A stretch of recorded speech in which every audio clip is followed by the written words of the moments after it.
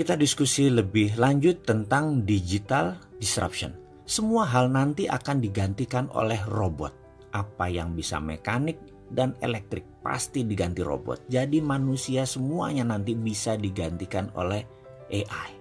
Artificial Intelligence. Disrupsi digital ini akan banyak menelan bisnis bergaya tradisional. Bayangkan gerakan digital disrupsi ini seperti gerakan vortex, yaitu gerakan baling-baling pesawat. Baling-baling itu kalau muter makin kencang dan makin banyak dayanya, makin melumat putarannya ke dalam. Ini gambaran industri. Mana yang makin ke tengah, mana yang makin mendekat dengan titik lumatan, makin hancur-hancuran bisnis itu. Pertama yaitu Google dan Facebook. Mereka adalah industri yang paling cepat mendisrupsi sekaligus paling cepat terdisrupsi. Dalam 10 tahun ke depan akan terjadi perubahan dalam dunia sosial media dan dunia search engine, di mana mungkin saja tetap Google yang memimpin, namun sudah bergeser jauh kefungsiannya dari saat ini. Kedua, media akan terdisrupsi yaitu media mainstream.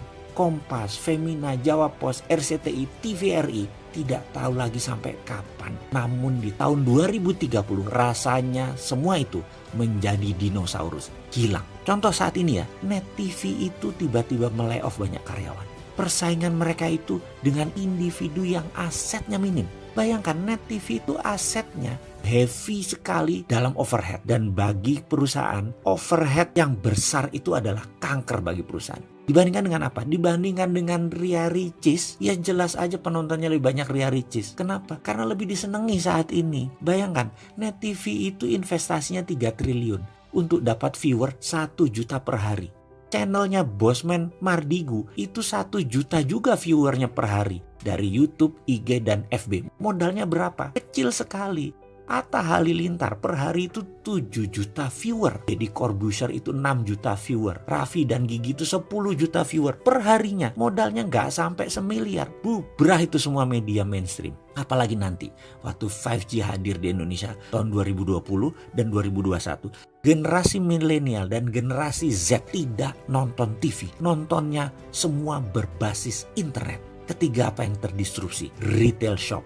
Ramayana, Matahari, departemen store serba ada akan musnah menjadi marketplace digital jualannya. Menjadi personal bisnis itu dan menjadi direct bisnis itu. Produsen langsung ke konsumen dan konsumen langsung request ke produsen. Nggak ada lagi orang tengah, nggak ada lagi pajangan, nggak ada lagi retail shop. Keempat adalah hadirnya fintech, financial technology. Barusan kita cerita kalau banyak bank akan atau sudah mengurangi kantor cabangnya. Ini akan merubah dunia perbankan, baik dari jumlah cabang, jumlah karyawan, hingga jumlah ATM. Di tahun 2030 bahkan, dibandingkan dengan saat ini, akan tinggal 20% jumlah karyawan bank, cabang bank, dan mesin ATM. Karena semua sudah menjadi mobile. Kelima, selanjutnya, apa yang terdisrupsi? Telekomunikasi. WA itu akan melibas semuanya. Telkom akan berubah landscape-nya. Kenapa? Karena mendadak komunikasi menjadi semuanya gratis. 5G nanti bisa gratis. Dan kalau Telkom mengadopsinya telat,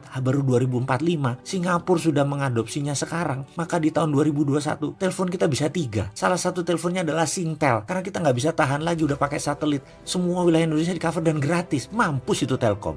Tapi itu adalah bisnis yang terjadi bahwa telekomunikasi akan terdisrupt kalau tidak cepat-cepat melakukan perubahan game changing.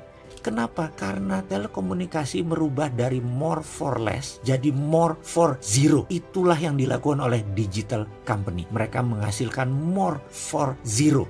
Itulah ciri digital disruption. Keenam, apa yang terdisrupsi kemudian? Edukasi. Edukasi nanti tidak akan pakai ruang kelas dan guru lagi. Apa yang dilakukan? Mereka menggunakan digital, ruang kelas tidak sebanyak sekarang lagi. Kampus dan sekolahan itu tinggal separuh kebutuhan ruang kelasnya karena semua digital. Guru dan dosen tinggal separuh dibandingkan saat ini. Karena itu akan terjadi disrupsi gila-gilaan di bidang edukasi.